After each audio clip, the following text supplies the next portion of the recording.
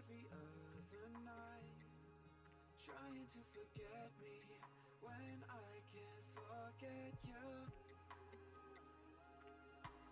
How can I, when every single truth and lie keep coming back to haunt me, yet make me want you to? Is it hard to leave me or let me go? If the truth hurts, I learn to live on alone. It is sometimes better to be honest than make me try to hold. Please love me or let me go. Please love me or let me go. Please love me or let me.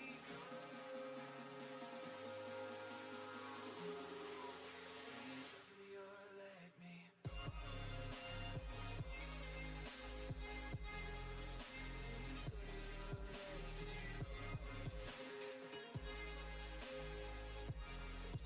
Please love me or let me go.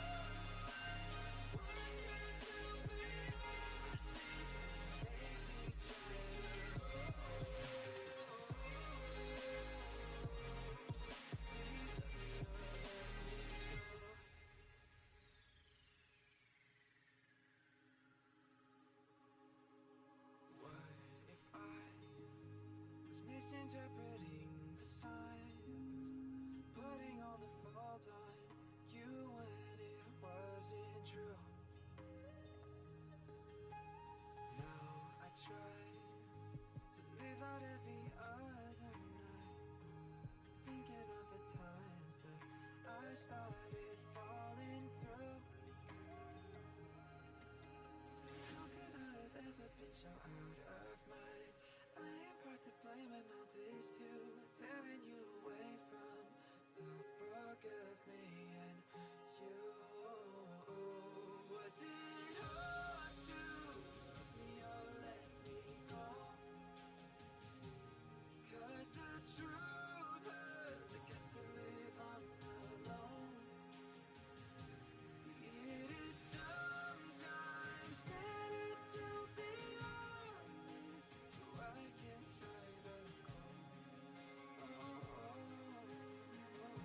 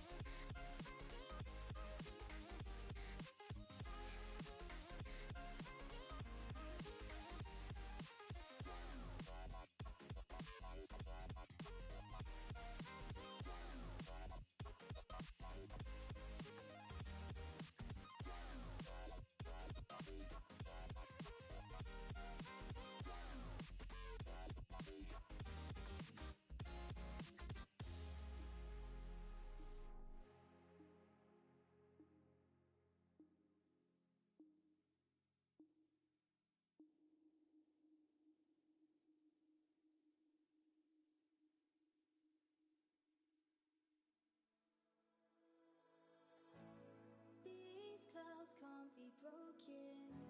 So let the sky open, collect my tears as a token. You left me fake, kept me closed in. I tried my best and you know it. Got nothing left, I can't show it. I'm second best to the gold kid. To silver you're always blindfolded. But we'll never play all your little games, cause that would be a move that would lead us to break. Walking through the flames to see each other's face. I know that we're finally in the right place. You never make our life fair.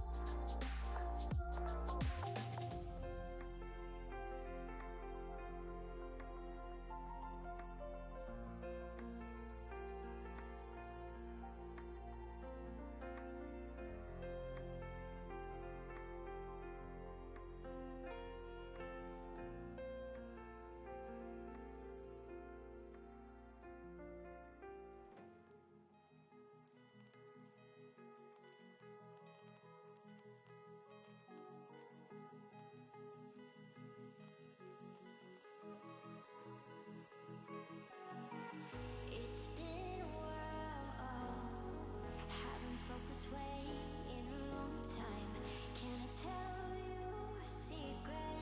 It gets a little crazy in my mind. Crazy, crazy. It gets a little crazy in my mind. Crazy, crazy. Gets a little it gets a little crazy.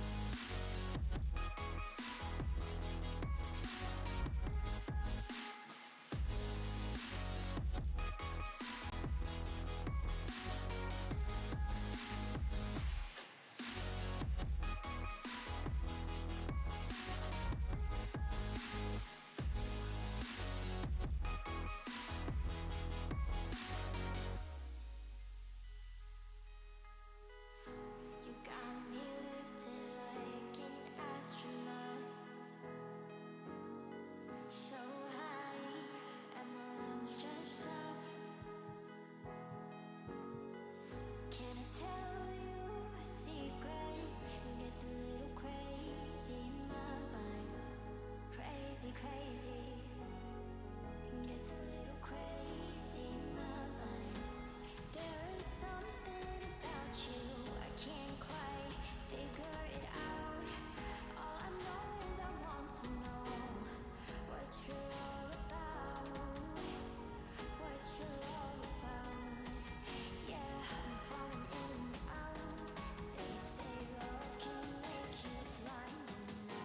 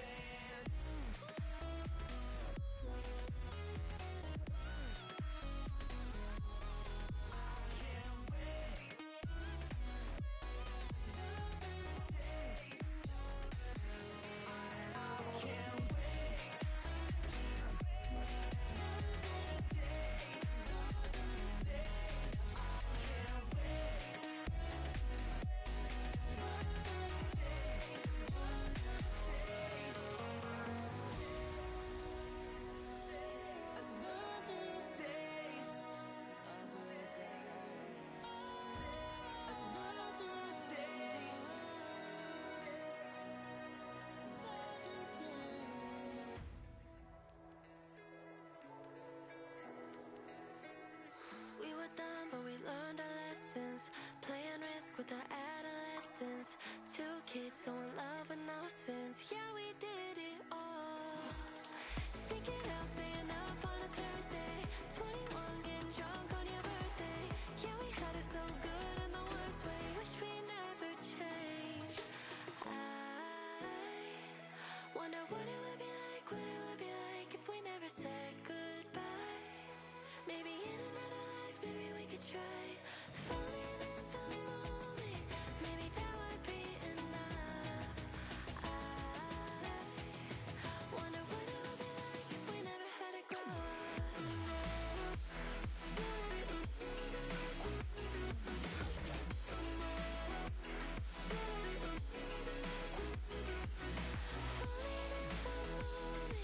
Maybe that would be enough. I wonder what it would be like if we never had to grow up. I left for a life out in LA. You stayed, got a job at your dad's place. I still think back to our best days when we had it all. Sneaking out, staying up on a Thursday. 21, getting drunk on your birthday. Yeah, we had it so good in the worst way. Wish we never changed. I wonder what it would be like, what it would be like if we never said goodbye. Maybe in another life, maybe we could try falling in the moment. Maybe that would be enough. I wonder what it would be like if we never had to grow up. Wonder what it would be like.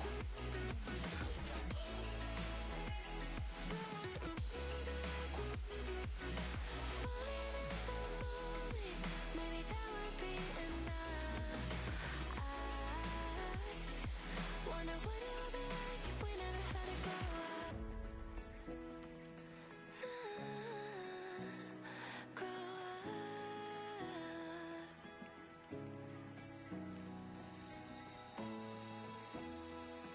Wonder what it would be like, what it would be like. What do you want to be when you grow up? I want to be. Hey, let me think about that. Let's think about Never that. had to grow up. Never had to grow up.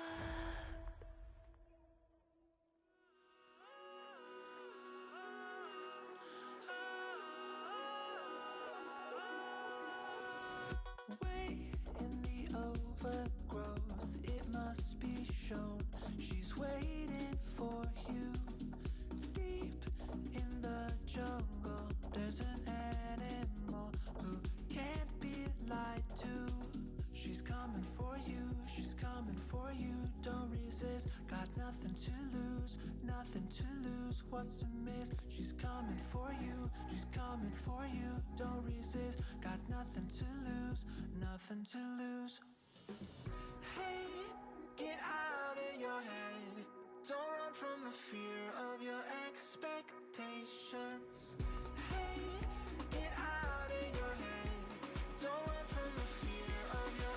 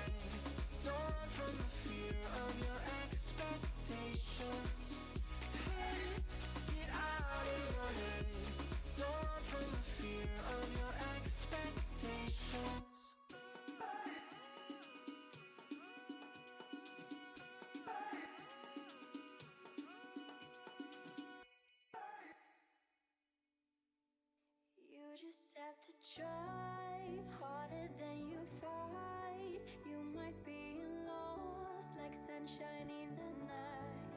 You know what they say, life's about today. If you wanna be someone, you don't have to wait. You just have to change.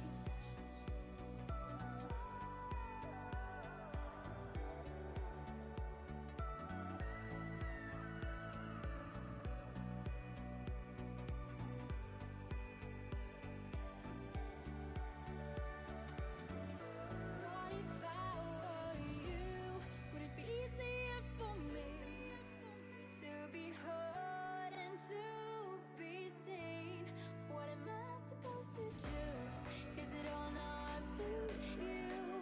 I am not that strong. I don't even know where I belong.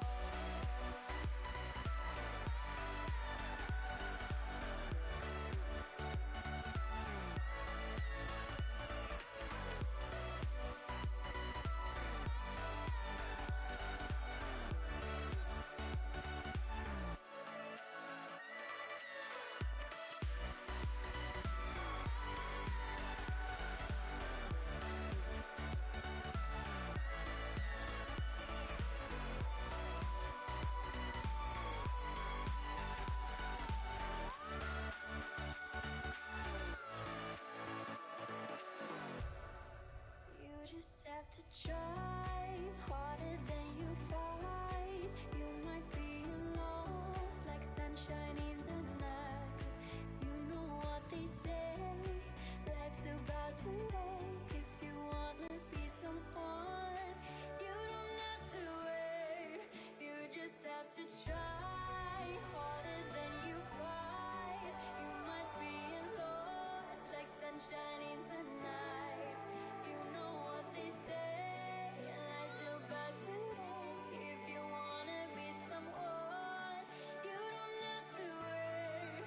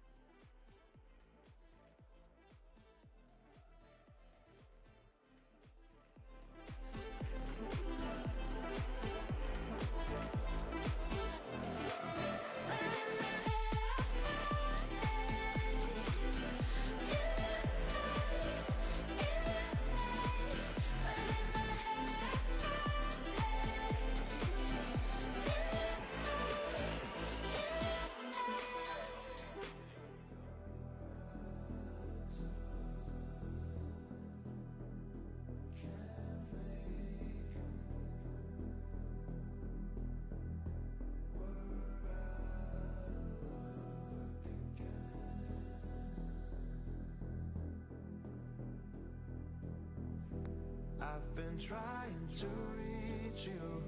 You've been so distant. Give me a sign and I'll be waiting.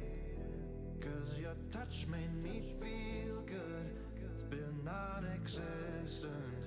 Give me a call, I'm suffocating.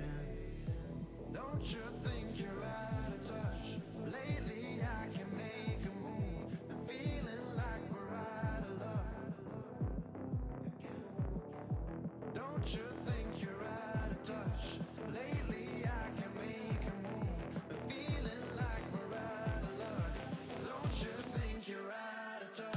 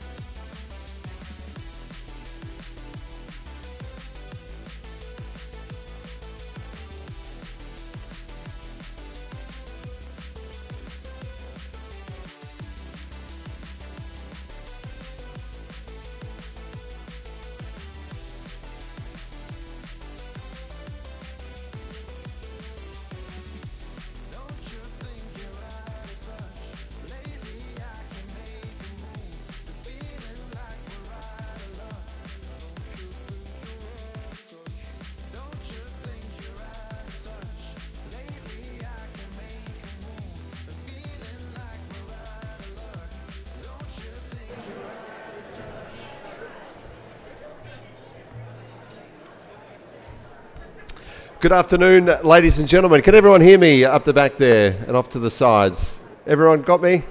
If you haven't found your table yet, I'd love you to do that sooner rather than later so that we can get started. Thank you very much. Kaya, welcome, ladies and gentlemen. Tim McMillan is my name. It's my great pleasure to be your MC again this afternoon. Before we go any further, I'll ask you to turn your mobiles to silent if you haven't done that already. And keep them out in front of you. I think we're all grown up enough to keep them in front of us. And if you haven't joined the LinkedIn page for the Mining Club, we'd love you to do that as well. We're almost at the 15,000 mark. So if you're not one of those followers, do something about it and jump on there. There's all sorts of good information, notifications about upcoming events, all the rest of it as well. Before we go any further, though, I'd like to invite up to the stage a good friend of the Mining Club, John Maguire, who's going to welcome us to country.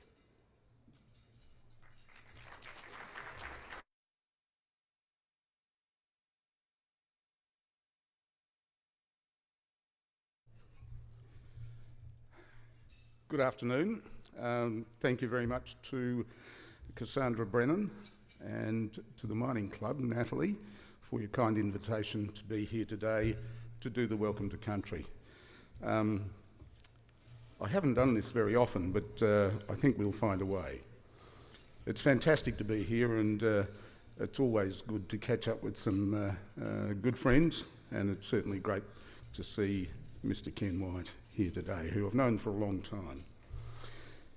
There are places where you find serenity, where you find a sense of belonging, and this is our place. This is Whadjuk country, Whadjuk Whadja. It's our place, it's our culture. Wanju, Kaya. Ngala Whadjuk Whadja Nicha Wundulia Madagarap. Hello and welcome to this specific area known as Wundulia and of course Madagarap. This is country that was occupied by Midjaraguru and Yagan prior to colonisation. And we see iconic locations, Garagarup, Birlu, Boilerup, Belia, Durbal, Jalgara. Of course, those locations are Kings Park, the city area, and the estuarine waters of the Swan and the Canning rivers. Nitja Buja Kunyan, Kalkorin, Barangin Kuja Kalakmaya, Kunyanwa. Demen Wiern, Kaya Moord Kunyan, Demen Maan, Nunakut Bujara. Kunyan Kalakulin, Kurlinga Burda Ninanin. I said, this is my mother's and my father's country, my grandfather's and my grandmother's country. It's where their spirits move now. It's important that our children maintain these stories and the language of this place. Innovation and creativity are not new to our Indigenous cultures. All of our cultures have traditions where people experimented, did things differently and made innovative changes. We can take that model and use it to continue and adapt into the future. Burwan, Nunuk Galakolin, Galamurt Wiern, Jinung, Junungin, Dabagan. Later, when this function is done and you travel home, may the good spirits of our old people watch over you and guide you safely. Thank you very much.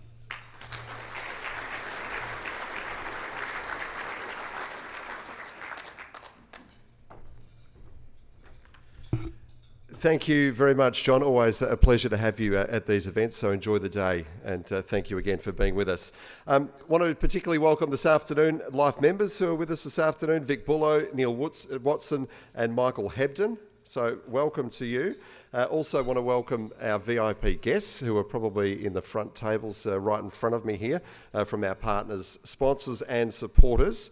So I hope you enjoy the afternoon as well. And to our new members, I think we will see their names up on the screen in just a moment. Our new members to the club, hello and welcome to you as well.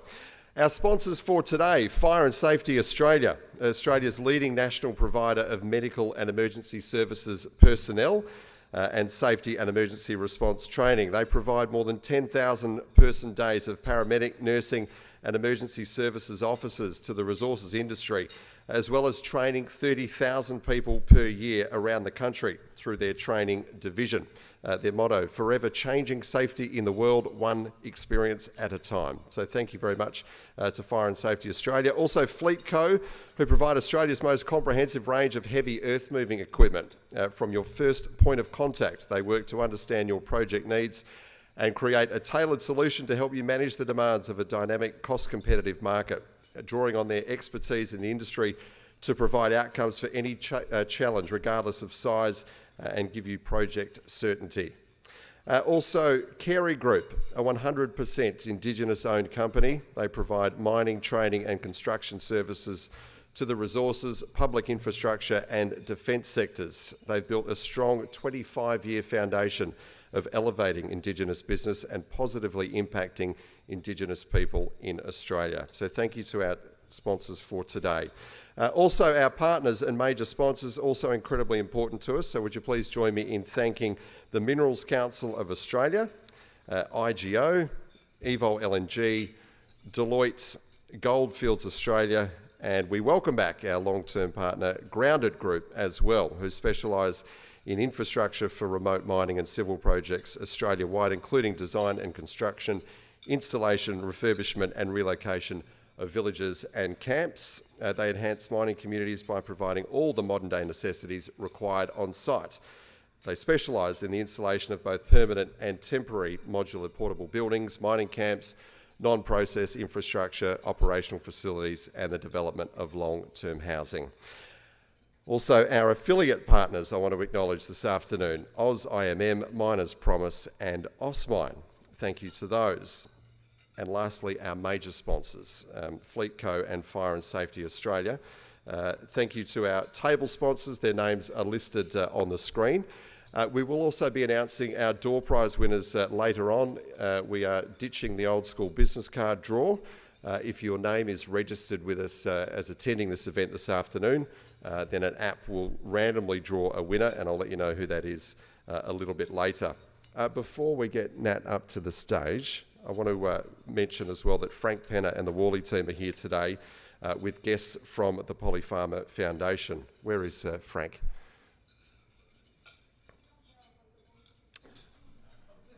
Frank is unwell. I'm sorry to hear that. It sounds like we've got the Worley team down there as well. Welcome to you. So this is part of the WA Mining Club's ongoing strategy to encourage companies to engage with young people who want to explore a career in resources. So thank you to Frank in his absence for supporting this initiative in such a positive way. Orbiz are giving one seat every month to an up-and-coming young professional to ensure that they can engage with the experienced professionals in the room as well. So thank you to Peter Walker for that contribution. All right, Nat, it's your turn. Our President is back this month, Natalie Taylor, so would you please welcome her to the stage for the President's address.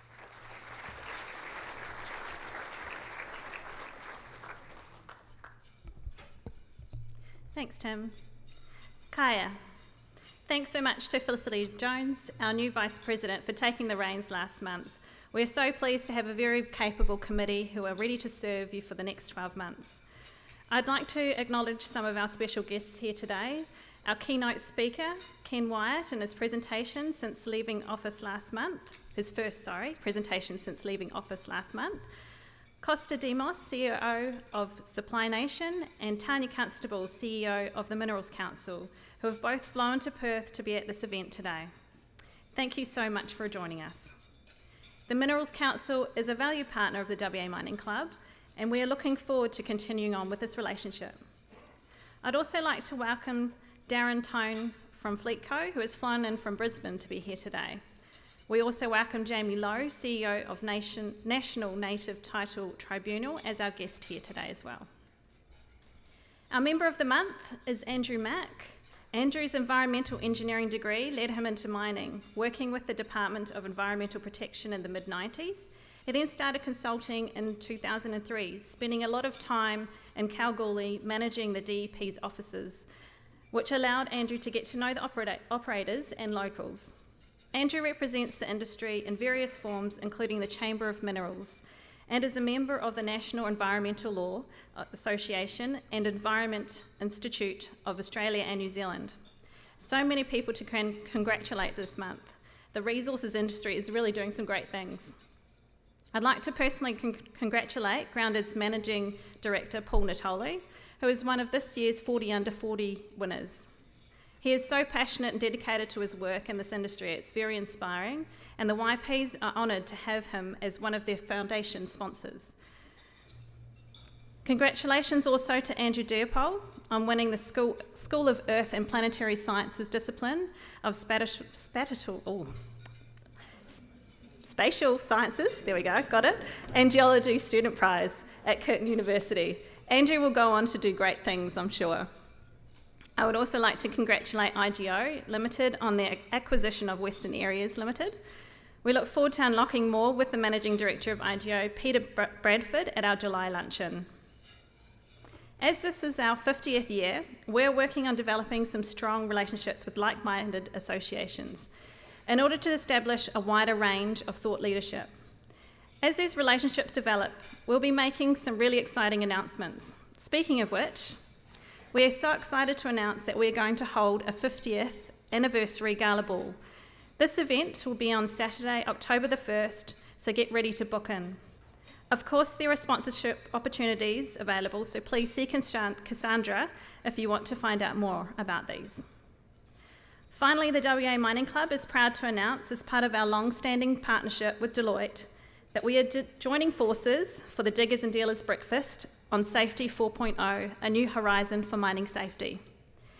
In an intensely competitive, increasingly complex Australian economic environment, mining companies must focus on all aspects of safety.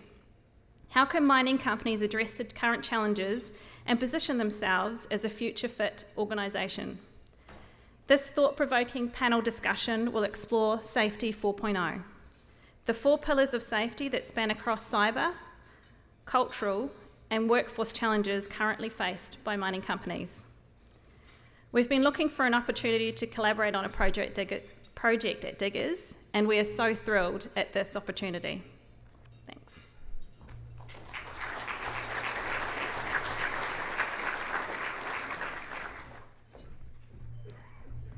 Thank you very much, Nat. Main course is not too far away, folks, and after that we'll be hearing from our very special guest speaker this afternoon, Mr. Ken Wyatt.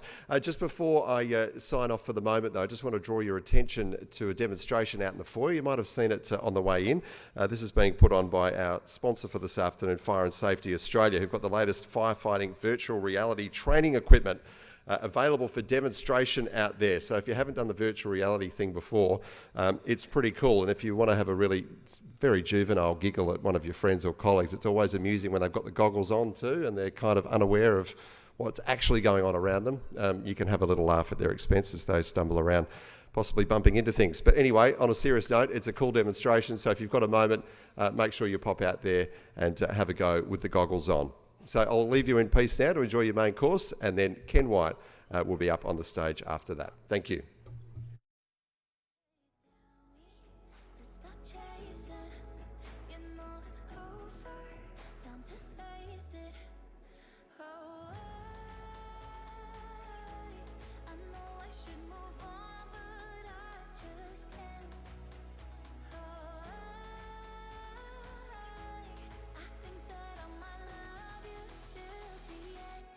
So how can I forget you when you were the one?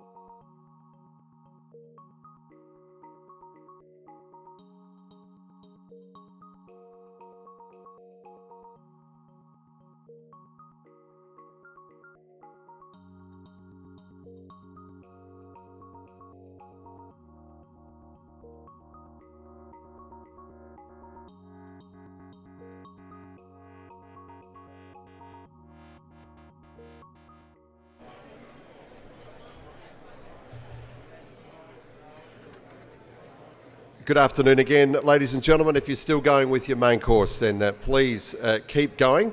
But it is time to get into our next part of our event this afternoon. Just before I invite our next speaker up onto the stage, I'd ask you to, if you haven't got your phones out already, get them out, and I'll walk you through how to jump into the online portal for our event here today. I'm sure you're all familiar with Slido.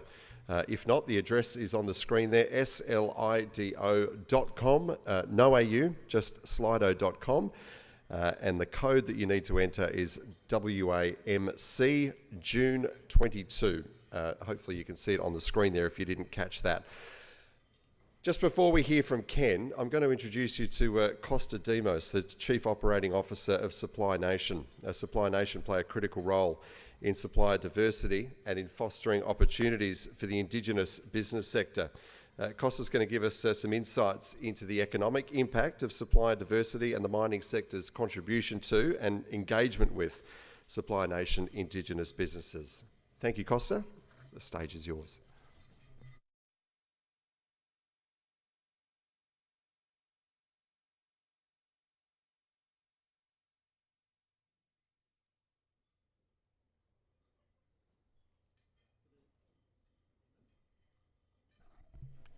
Oh, that's better.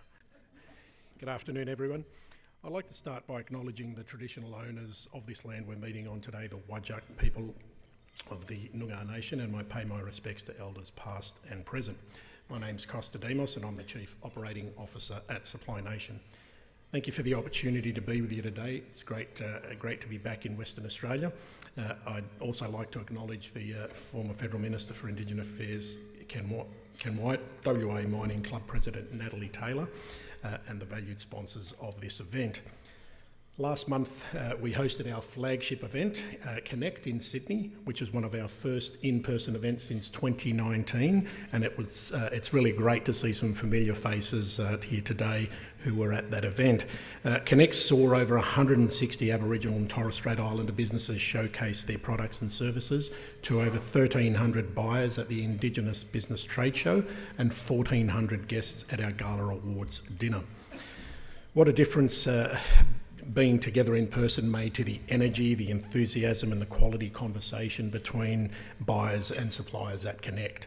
We're looking forward also to hosting further in-person events around the country, including here in Perth in the coming year.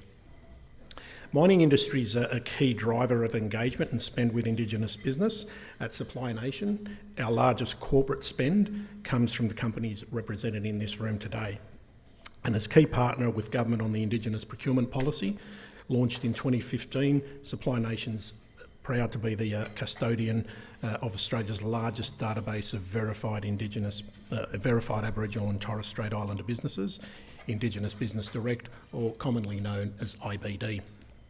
And we've seen significant growth in both Indigenous business and corporate and government and not-for-profit members working with Supply Nation to help grow the Indigenous business ecosystem. I just wanted to touch briefly on the growth over the last 7 years at Supply Nation. In July 2015, we had 586 verified Indigenous businesses listed on IBD. Today, that number sits at over 3,700.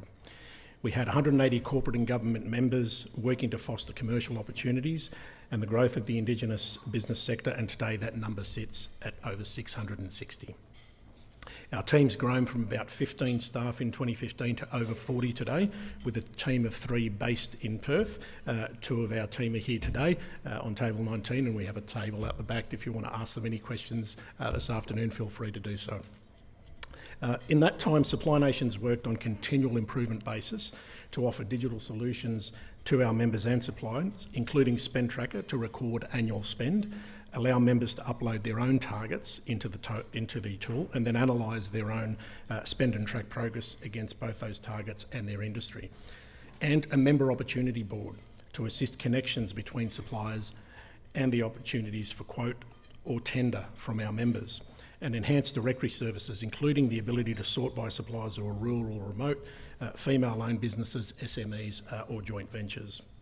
And our verification, certification and audit process for Indigenous businesses are world-class and incorporate daily updates from ASIC and the ABR just to ensure that currency of information on Indigenous business ownership on operation is in real time. That ensures that our member organisations have peace of mind that they're working with bona fide Indigenous businesses.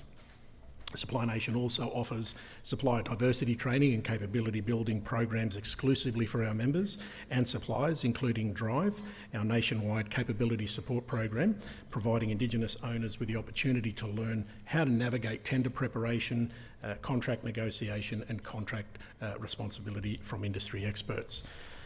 The establishment of this program was a direct response to feedback that we received both from our members and also our suppliers. In Western Australia, we have over 720 businesses on IBD, up 27% from 568 last year, and 58 member organisations looking to purchase goods and services from those businesses. Last financial year, Supply Nation members recorded a national spend of $2.3 billion with Indigenous businesses, up from $1.7 billion on the previous financial year, representing an increase of well above 30%, and certainly an impressive growth given it was during the time that we were in the middle of a global pandemic. And of that $2.3 billion, our Western Australian members' proportion of that spend was $591 million, up from $388 million in the previous year. And here's the good news. Of that $591 million, $515 million came from members in the mining sector, representing about 87% of the total reported spend with Supply Nation Indigenous businesses in Western Australia. What an extraordinary contribution from the sector towards Indigenous economic participation. So where's the spend directed? Just high level. The three top sectors in Western Australia are construction, followed by facilities management, then agriculture, forestry and fishing. And these are also consistent with the national footprint. But there are some gaps, and we've identified opportunities in some sectors where procurement from Indigenous businesses in WA is a little low, including graphic design, arts and entertainment, travel and tourism, transportation and logistics and IT and digital, to name a few. I've mentioned lots of numbers and about growth and spend, and I'd like to address the benefits of working with Indigenous business here. Supply Nation's vision of a prosperous, vibrant and stable and sustainable Indigenous business sector, we know from 50 years of practice in the United States and research to back it up, that diverse supply chains ultimately can give business competitive advantage while also delivering on social corporate responsibility commitments. Long-term data from the United States shows that diverse supply chains are more sustainable, flexible and innovative, and that's certainly our experience here in Australia. Our research has found that for every $1 of revenue, certified Indigenous businesses generate an average of $4.40 of social and economic return. That means your dollar's working 4 times harder when it's spent with Indigenous businesses. Another study based on the Australian construction industry had found in relation to Indigenous procurement policies that they create more opportunities for Indigenous business owners to generate social value for staff and communities and produce an environment that creates business and employment opportunities for Indigenous people. If you'd like to know more about our research, we have a research hub dedicated to evidence-based research and producing publications on issues of relevance to Indigenous business sector. Our reports and policy papers are publicly available on our website, and just yesterday we released our latest report in collaboration with EY on the spend with Indigenous business over the COVID period and the shifts, trends, gaps and opportunities that come from analysing that data. As you no doubt already know, one of the largest sectors in Australia, the mining industry, offers a significant opportunity for further engagement with Indigenous business. Supply Nation is looking forward to supporting ways to assist with these opportunities and recognise the value of engaging with dynamic, resilient and capable Indigenous businesses. Thank you.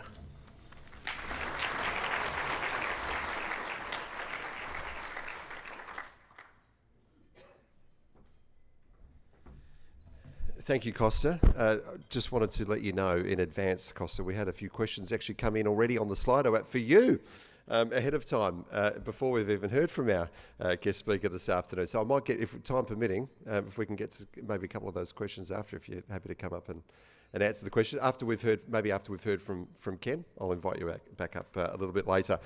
Just on the Slido thing, a couple of people said they couldn't quite catch the code up on the screen. So guys at the back there, could I get you to put the slide up again so that people can see the code for the Slido portal? There we go, WAMC June 22. Definitely no E in that? No? Anyone who's been in there already? Anyway, I'm sure we'll work it out. Once you start punching it in, it basically finds it for you anyway. All right, what to say about our guest speaker this afternoon, the Honourable Ken Wyatt, AMJP, who served as the member for Hasluck in the Federal Parliament from 2010 to 22. There are many, many things I could say to introduce Ken Wyatt this afternoon, so here are just a few pages. Ken was the first Indigenous Australian elected to the House of Representatives. He was the first Indigenous Australian appointed to the Executive Council, to the Commonwealth Ministry, and the first Aboriginal Australian to serve in Cabinet when he was appointed the Minister for Indigenous Australians, a role he held for the years 2019 through to 2022. Serving as Australia's first Minister for Indigenous Australians, Ken was able to secure the historic national agreement on closing the gap and establish the Indigenous voice.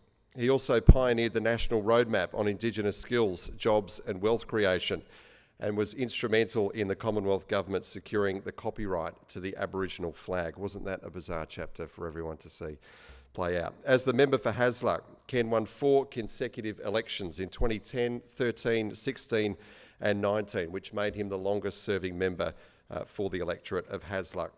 In his first term of Parliament, he was appointed as a member of the expert panel on the constitutional recognition of Indigenous Australians, member of the House of Representatives Standing Committee on Health and Ageing, and Deputy Chair and member of the Parliamentary Joint Committee on Human Rights. He also served as co-chair of the Joint Select Committee on Constitutional Recognition of Aboriginal and Torres Strait Islander peoples, a member of the Joint Committee on Public Accounts and Audits, member of the Cabinet Subcommittee for Indigenous Policy. He also served as a Minister for Aged Care, Minister for Indigenous Health and Minister for Senior Australians. And before entering politics, Ken worked in health, education and Aboriginal affairs in public service roles here in Western Australia and also in New South Wales. Not only has Ken had an extensive career in those sectors I've mentioned, but also Aboriginal land issues, he's also made an enormous contribution to the wider community.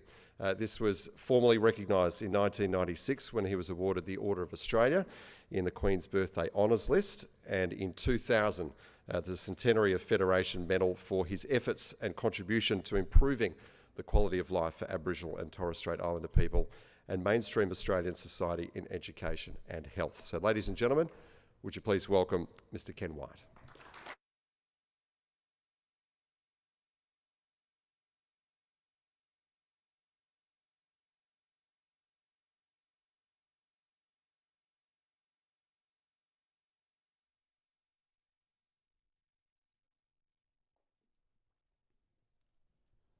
Kaya Wanju. John, thank you very much for your welcome to country. It's always great hearing you deliver a welcome to country. I want to start by acknowledging the Noongar people on whose land we are meeting today, and my elders past and present and emerging. This was and always will be Noongar land. I want to acknowledge the Aboriginal and Torres Strait Islander people in the room today. It's because of your leadership and involvement in the mining sector that we see better job opportunities and appropriate cultural engagement with and for our people. But I also want to acknowledge Natalie for the work that you do as President, and Tanya for the work that we've done together in the time that I have served in the Australian Parliament. I see the mining sector as one of the most crucial industries in this country that can make the changes to the lives of Indigenous communities, Indigenous families and grandchildren of the future. It is by bringing together the pieces that we're able to create the opportunities for a different way of thinking and working. And it also provides a paradigm that is not based on a welfare reform. It is based on the economy of this nation, the wealth that is created through the mining, not only at the front line basis, but in all the supply chains that exist throughout the sector. Since this is my first speech since the federal election, I want to begin by congratulating the new Prime Minister, the Honourable Anthony Albanese, the Honourable Linda Burney, the new Minister for Indigenous Australians, and Senator, the Honourable Malandiri McCarthy, Assistant Minister for Indigenous Australians and Assistant Minister for Indigenous Health. I want to acknowledge an old friend, Senator Patrick Dodson, Special Envoy for Reconciliation and the Uluru Statement from the Heart, and to Tanya Lawrence, the new federal member for Hasluck, whose journey begins as of yesterday. Government is an incredible responsibility and humbling in experiences that you have, and you never take a day for granted. I also want to congratulate the Honourable Peter Dutton and the Honourable Susan Lee on assuming the leadership of the Liberal Party, and my good friend Julian Lisa for becoming the Shadow Minister for Indigenous Australians. Most of you know my story, so I won't tell it all, but from Corrigin to Perth to Canberra, work as a public servant and my election as the member for Hasluck. It's one I've told many times, but now there's another chapter to add. My 12 years in Parliament, the 4 in ministry and 3 in cabinet, it's a journey that has been told in many parts, watched by many, and one that I hope to tell in a more fulsome way in the future. But it's one that I'm humbled and honoured to have walked as the first Indigenous Australian to do so. I'm proud of the track record I leave as the first Aboriginal Minister for Indigenous Australians, the new national agreement on closing the gap with shared responsibility and shares accountability. At the centre of the national agreement are 4 priority reforms that focus on changing the way the 3 tiers of government work with Aboriginal and Torres Strait Islander people. But more importantly, I hope this permeates across the whole of the industry of Australia. The priority reforms will strengthen and establish formal partnerships and shared decision-making, build the Aboriginal and community-controlled sector, transform Australian government organisations so they work better for Aboriginal and Torres Strait Islander people and co-design with them, improve and share access to data and information to enable Aboriginal and Torres Strait Islander communities to make informed decisions. The co-design of the Indigenous voice with an emphasis on local and regional voices and ultimately a national voice are important. Delivering self-determination for the people of Jabiru and Kakadu. Resolving 6 Northern Territory land claims which had been left languishing for decades. Reforming Indigenous employment programs and starting the process to reform the Community Development Program, CDP. Creating the National Roadmap for Indigenous skills, jobs and wealth creation. And delivering redress for stolen generation survivors in the territories.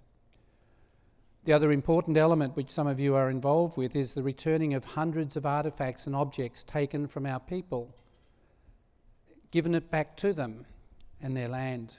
Nara, the cultural precinct that will be built in the Parliamentary Triangle.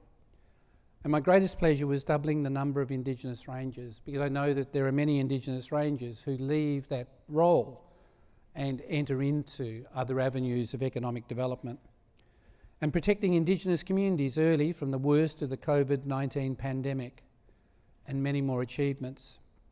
It's been a busy 3 years and a journey that I'd hoped to continue. But it's a path that is now being walked upon by the new Minister, Linda Burney, and I do genuinely wish her all the best, but the political landscape has changed. I predict that we will see a substantial shift in the way Indigenous affairs is treated at the national level. I also think we're going to see an increased polarisation of Indigenous identity issues enabled by media and the section of our population hungry for division. I don't know how many times I have to say it, but not all Indigenous Australians think the same. We are not homogenous people in the same issues or needing the same interventions or solution. It is not one size fits all, but local solutions and local pathways. Yet the challenges faced by the new government is that by approaching complex policy and political issues like the Uluru Statement from the Heart as a simple enactment that will be homogeneously embraced or will result in a universal outcome of equal practical benefit is short-sighted. It's a tough task. Trust me, I've been in the middle of the competing stakeholders' viewpoints and political machinations for over a decade. And it's not that simple as it's being made out to be, but I do think we see greater movement and progress to realising the Uluru Statement from the Heart in the next 3 years than we have if the Morrison government would have been re-elected. I also want to acknowledge the mining companies who've supported and come out publicly and supported the intent of the Uluru Statement. And that's not me expressing any regret or reflecting on my former colleagues, it's just a fact. Responsibility now sits with the government to clearly outline their position, their proposed words for constitutional change, and whether they support the comprehensively co-designed Indigenous voice and their model of the voice to Parliament. If we are serious about achieving this within our first term of government, then these need to be outlined early. Consensus will only be built with all Australians if the government leads a detailed proposal. Symbolic gestures of goodwill will not pass the strenuous test of a referendum. This is a political reality. And this leads me to the new Parliament.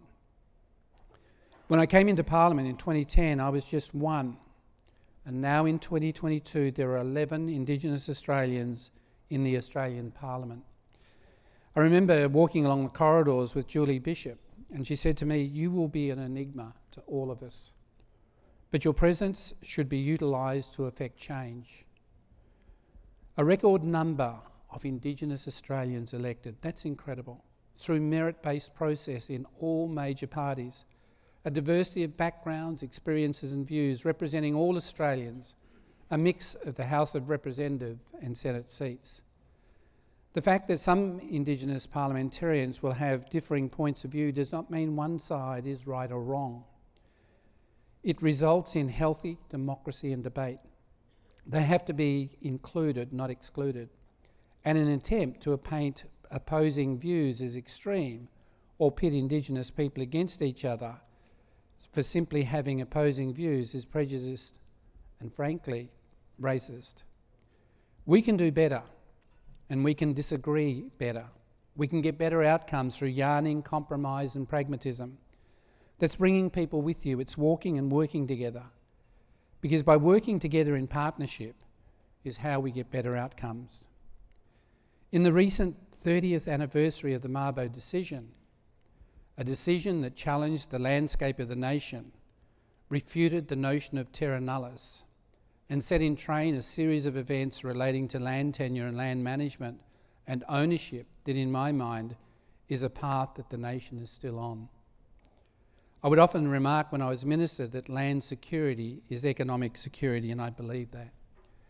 I said to the Northern Territory Land Councils, while you receive royalties, you have this false sense of security in knowing that royalties will be a continuous income stream.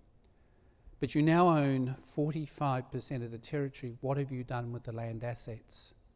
How are you turning them into realisation that you don't have to rely on royalties, and that for your grandchildren you will leave a legacy that gives them a better future into an economic opportunity that is part of the global realisation in the way in which Australia positions itself in trade and the way in which we seek to expand industries, new technology and advances that we are making. But to achieve it, we need the right levers in place amongst the complex landscape of native title, state and territory land rights, private tenure and commercial interests. Aboriginal and Torres Strait Islander people should be able to do what they want with their land gained under native title and land rights. Whether that's for the purpose of commercial enterprise, conservation, sale, leasing, development, mining or tourism, government needs to get out of the way. Trust our people. The levers held via legislation and other mechanisms at a federal, state and territory level need review towards a holistic simplification of the laws and regulatory environment. Prescribed body corporates need substantial reform. Let me say on that issue that when we think about native title, the traditional owners are the owners of the land, and yet I see a practice of negotiating with their agent. And with negotiation with their agent, the traditional owners who own the land are often left out until the last minute. All of us, if we think about the title that we hold to land, we exercise our right to have a say. And part of the discussion I had with native title before the end was around some of the reforms that are needed to enhance economic opportunity. The ILSC and IBA need substantial reform. It's something that I was planning to embark upon in the early term if we'd been given the privilege of another 3 years. The environment and political landscapes today compared to 30 years ago is completely different. And it requires a fresh look by those who have the experience and expertise, but by those who are set to benefit from the fight for native title 30 years ago, our children. We need to leave a permanent legacy for our grandchildren. And much has been written about the post-determination era of native title that we are entering. I don't disagree with what's being said, but the systems need to change and move with it to facilitate the economic security that land security can deliver, and I believe the window of opportunity is now. And the role of everyone in this room is critically important. The mining sector has, understandably, a mixed track record when it comes to engaging with Indigenous Australians historically. The disaster of Juukan Gorge shook the system, and some changes have been made, but not enough. The mining sector has changed as a result, but only because they had to change because of the failings of the sector in the first place. A static approach to engagement without having an eye on the future and the leadership role that all mining companies can take. I've spoken to the sector before when I was Minister about the role that you can play in realising the economic security and the benefits that come from land security. But equal partners are important. Include us. Work in partnership together, co-design. Mining on Indigenous land doesn't have to be a transactional relationship or exchange, it can be an enduring one. And I said to a group of traditional owners who have a significant trust, when this land and initiative was being developed with a particular mining company, why didn't you buy a $20 million share in the development of those rare minerals?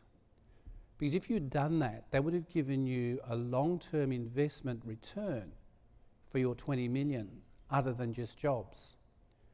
And so I want Indigenous Australians to think that where they have money within trusts, they can convert it back into an economic opportunity by investing in the company that is still continuing to do work on their land. Because that will change the relationship. Talk and negotiate with the traditional owners because they are the native title holders, just as everyone else who holds a title to land. And whilst the prescribed body corporates undertake the work on their behalf, they are the employees of the traditional owners.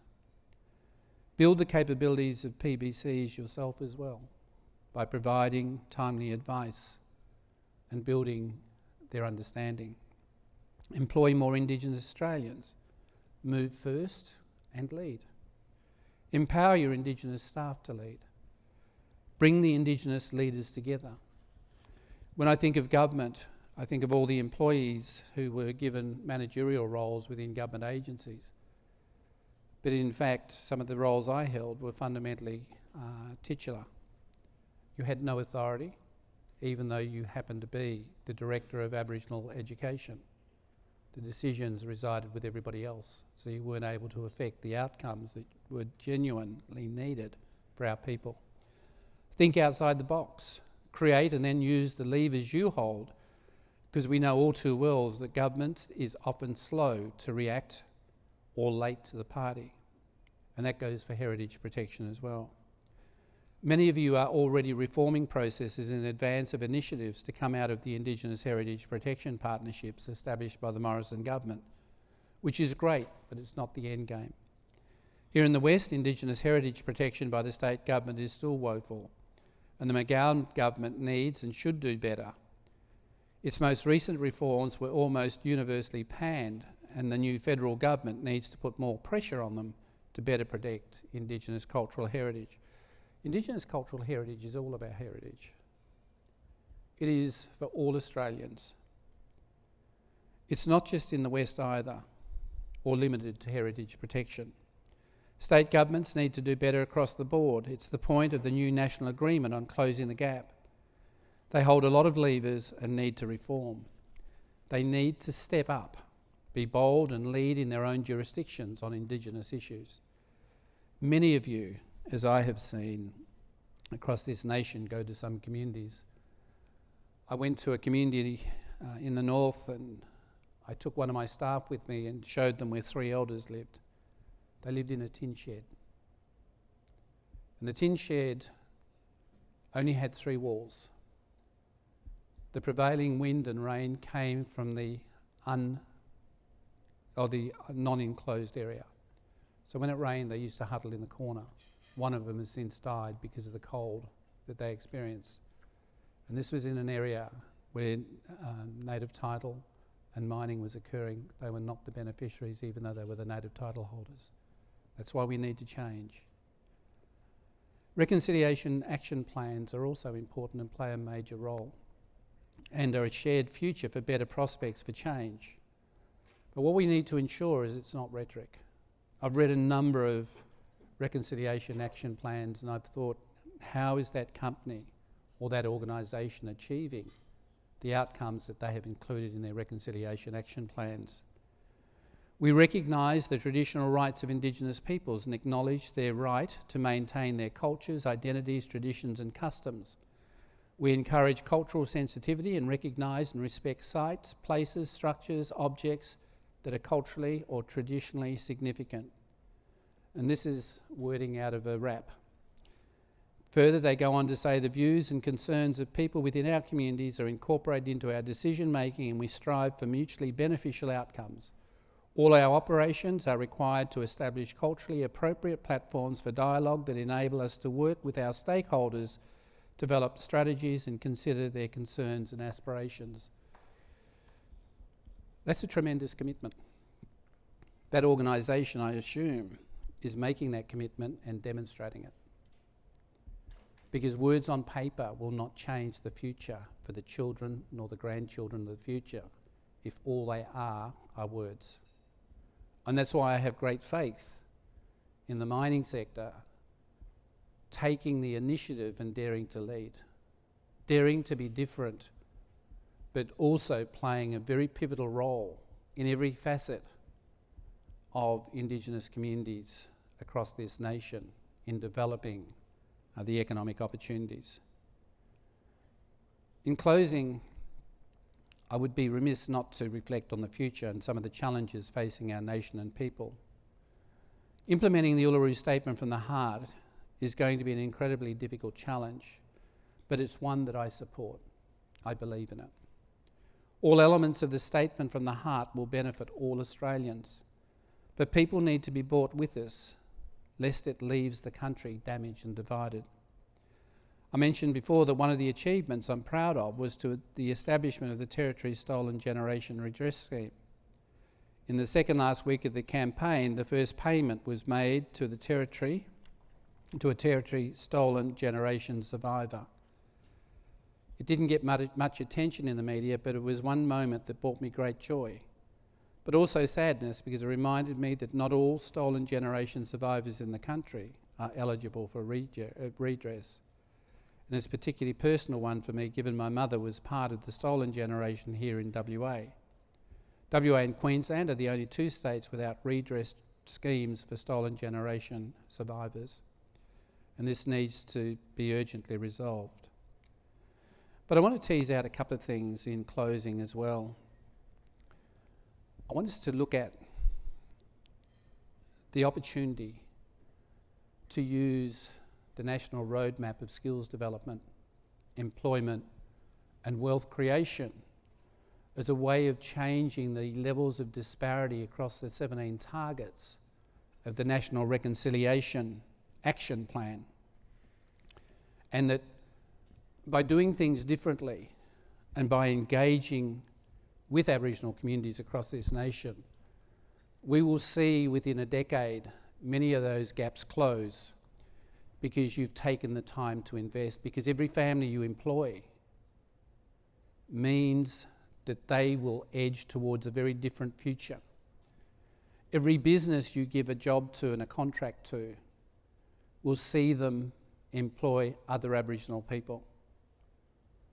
There is a term that I came across with a company that talked about recency.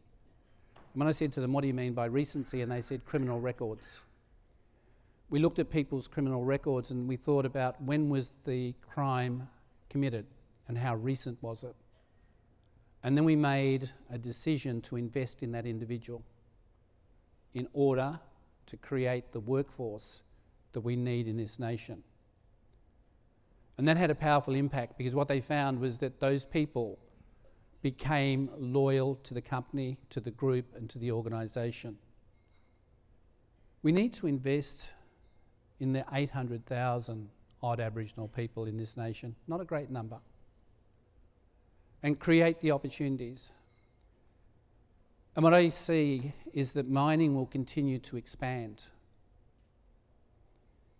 I think mining also will do add-ons and value add to the resources that they mine. And we're already seeing it with a particular project. There are opportunities there for Indigenous kids. Of all the sectors that I've been involved with, this is the largest. This is the most expanding. It is a set of organisations that have global reach. And what I want to see one day, as I said to Alan Joyce, I don't want to see workers at the bottom of the pile. I want to see them in your management and eventually in your directorship. Because that will make a difference of sending a message that you can make a difference as an individual within an organisation. When I went into the Australian Parliament for the first time and I stood at the doors of the House of Representatives, I reflected back to being a skinny, ankled 10-year-old in a country town at Corrigan and thinking, if somebody had said to me, you will end up in the Australian Parliament, I would have said, no way possible. What I'm asking you to do is to look at the possibilities of economic development and job opportunities within your industry at every level. Because if you do that, you will shape Australia to be very different for the generations of young Indigenous kids to come. We know that when they hit university and graduate, they do better at employment than their non-Indigenous colleagues. I did say to a mining company recently, don't invest in peak organisations.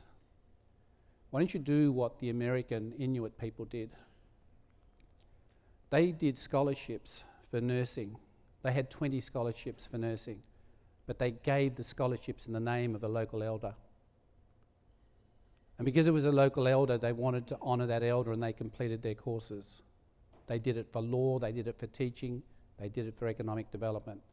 The Inuit people, once they had their graduates, the intellect that needed to match mainstream society, they succeeded. Indigenous people who have achieved the same levels are making significant strides across this nation. But I want to thank all of you for the work that you have done, for your commitments that you have made, because you have started on a journey that's made a difference in so many areas. But I'm asking you to think about your RAP plans. I'm asking you to think about what more can you do that will change the life of a child born today, who in 20 years' time could become your managing director. The mining sector is crucial, and you can affect change without government support, but governments are important in the process. I'm asking you to dare to lead for the generations of the future in the spheres of skill development, employment, and economic and business development. And it is a privilege being here with you today because I know how valuable your time is. But I also see in the room many young leaders who can make a difference. And certainly when I was the member for Hasluck, I found that the greatest group that were dedicated to social justice were those under the age of 30, because they saw the fairness of equality, the fairness of being given an opportunity, but the fairness of sharing in opportunities for economic development and wealth. Thank you.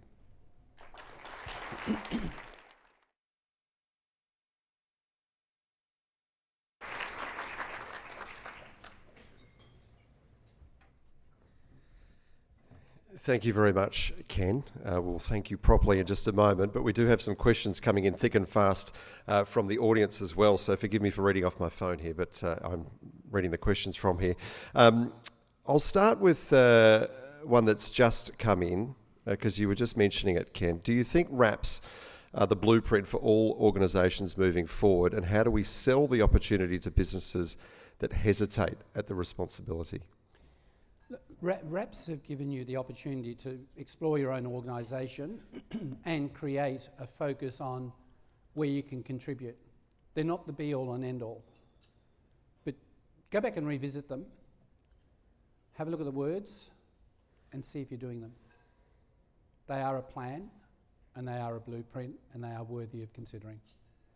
All right, thank you. Another one that's just popped up, just on the WA skill shortages. This person writes, we often talk about offering more Aboriginal candidates career opportunities. How do we start walking the walk? Where is the talent pool? Well, one of the early discussions I had with the company, and it was both Rio and BHP at the time, and they said, literacy is a problem. And I said, why don't you photograph all of the work signs in your workplace that are absolutely critical to anybody working on your work site, and then work with TAFE or a provider that will teach the kids the literacy of those signs and what they mean. Because you fundamentally need workplace literacy. And that'll be a stepping stone to then paralleling with the skills. CDP was meant to provide the skills opportunities and bring people into your areas of work and sphere. But that's not happening at the rate that I would have expected. So we also need to put some pressure, because I've been looking at school attendance figures across this state. I had the remote school attendance strategy. Some schools only had 25% attendance rates of Aboriginal kids. That means 75% were not attending school to acquire literacy and numeracy skills for the workplace. That's why we've got some of the problems in the Kimberley and Pilbara. The most influential person in your career journey thus far? Actually, there's a few. We always have to say our wives, and our partner. But the other was Lowiger O'Donoghue, other than my mother. Lowiger O'Donoghue and I used to, when she was heading up ATSIC, we used to go for a walk each evening, and we would talk about the opportunities, our vision, and what we'd hoped to achieve. And she probably is the most significant. Okay. This is quite a broad one, so I'll get you to maybe just to list a couple of positives and regrets. Positives and regrets from your time in politics. I mean, that could be the rest of the afternoon, I'm sure. No.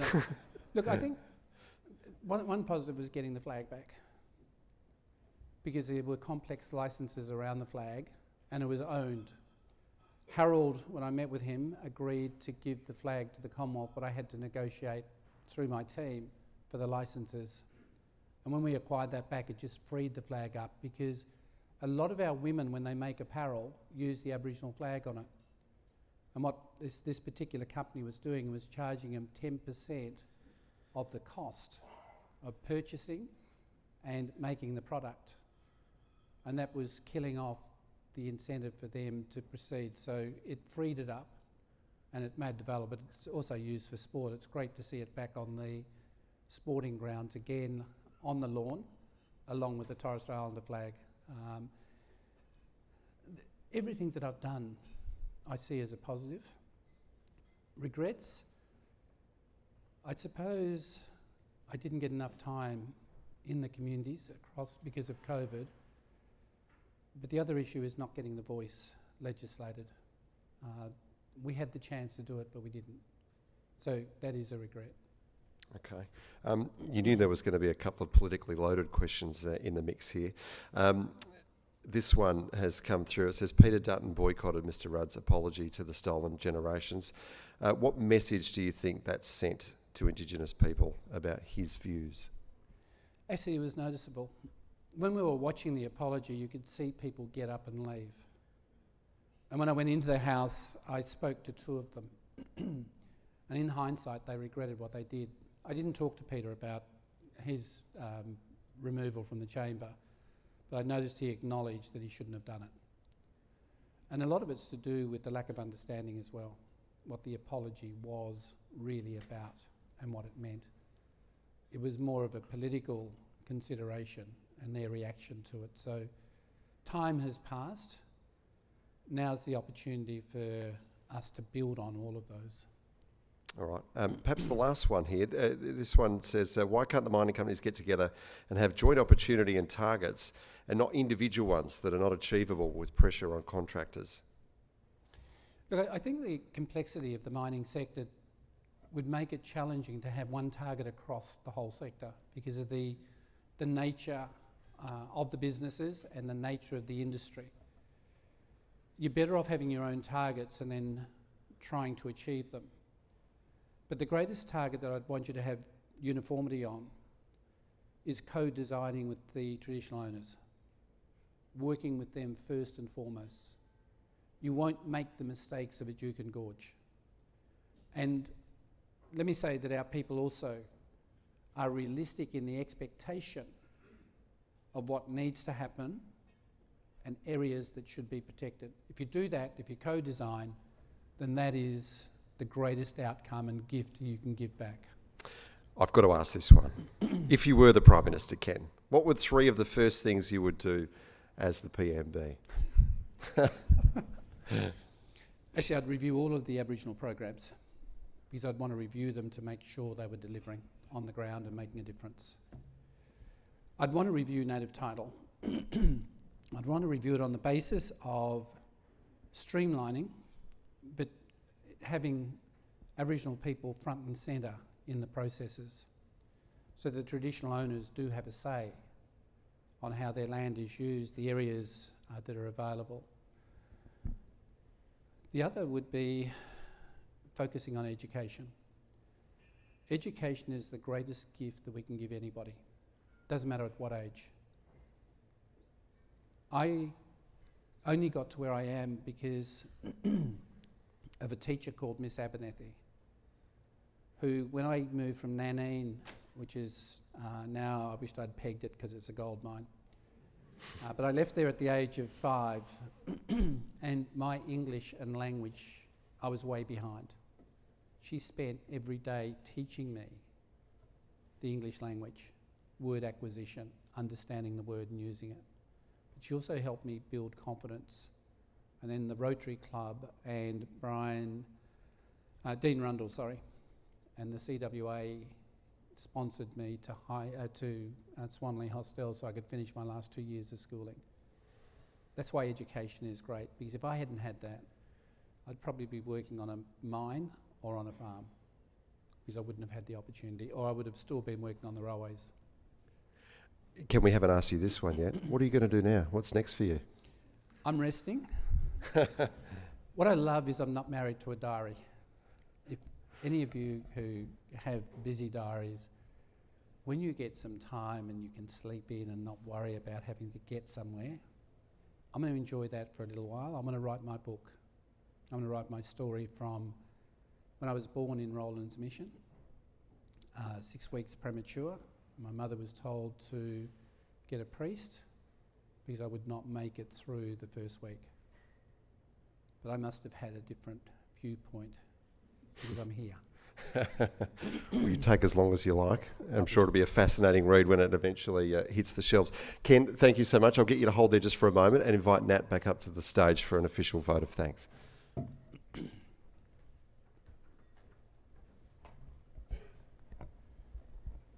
Thanks, Tim, and thanks, Ken. I was given the opportunity to sit with Ken and his wife to actually go through the speaker briefing, and what I learnt and what I've learnt today as well is just fascinating, and I'm looking forward to seeing what the future brings. But also, people who know me know that this is a very big subject that I really dedicate myself to, because Indigenous relations, being a Māori from New Zealand, is something that I'm very passionate about and love learning about, and seeing what I can also take back to my elders and my tribe back in New Zealand from what we learn here, because it is a great thing that we need to actually support and encourage. And as an industry, especially in mining and being quite large in WA, it's something that we need to put our foot forward and show that we're turning up and we're actually doing something about it. So thank you, Ken, for your kind words, and I look forward to seeing your book as well. Thank you.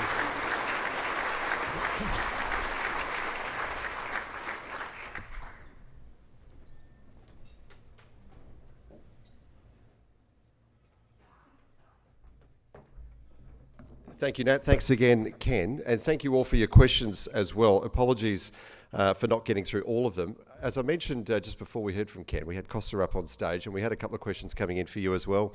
Costa, so if you wouldn't mind, I'll get you to answer a couple of the ones that have come through specifically for you as I just jump back into the portal. Excuse me for a second.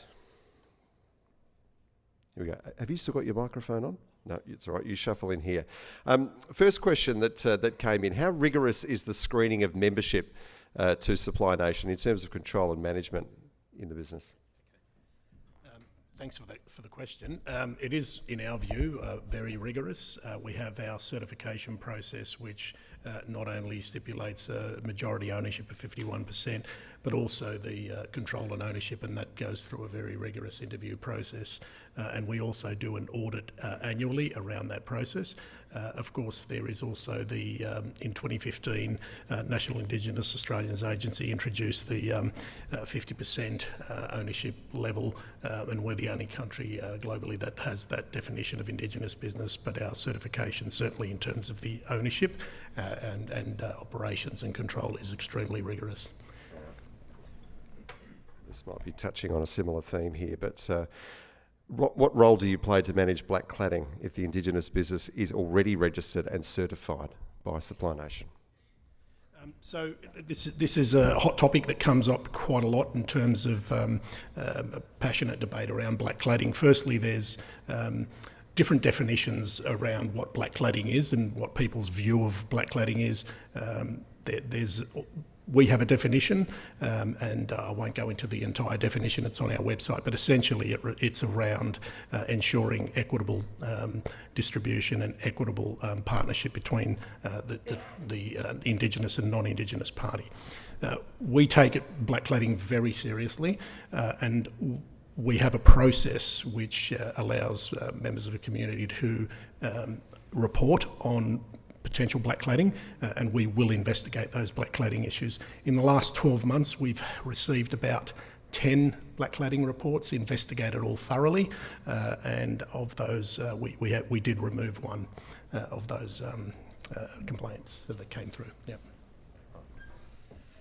Thank you again for your questions. Would you please thank Costa as well for coming back up, his encore performance, to answer those questions. Thank you very much. All right, ladies and gentlemen, it's time now for our door prize. I'm going to invite Suzanne Webster from ATI Mirage to tell us who the winner of a training voucher is this afternoon. Let me just tell you a little bit about it. Is Suzanne in the room, firstly? Here she comes. Hello, Suzanne.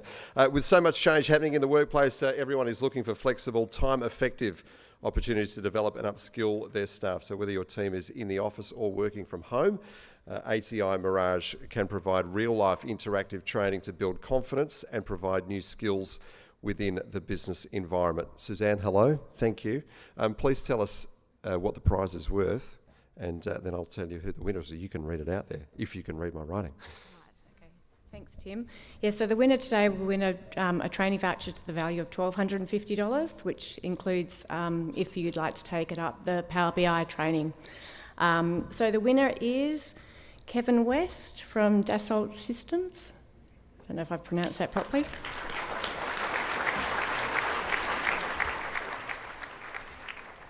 Thank you, Suzanne, and congratulations, Kevin. We'll get that prize to you. It sounds like I saw some smirks up the back there, so it sounds like it's gone to a good home, which is always good. Thank you very much, Suzanne, and to ATI Mirage. Once again, folks, could I ask you to please thank our valued sponsor this afternoon, Fire and Safety Australia. I hope you all had a chance to catch their virtual reality demo outside. Also, Carey Mining Group and Fleet Co as well. And that brings us to the close of our luncheon this afternoon. If you would like to carry on this afternoon, feel free to wander over to the campfield. We've got this room for a little bit longer, but after the doors close here, more than welcome to wander across the grass to the campfield. But I say this every month, and I think people are generally getting the message, but a couple of people I'm hearing are being caught out. If you do find yourself over at the campfield and you've parked on Marley Lawn, you need to get your car out by 3:30. Otherwise, it is there for the long haul, and you'll be catching an Uber home. So, with that, on behalf of the Mining Club President, Natalie Taylor, and the committee, thank you so much for being here this afternoon, and we'll see you next month. Enjoy the rest of your day. Thank you.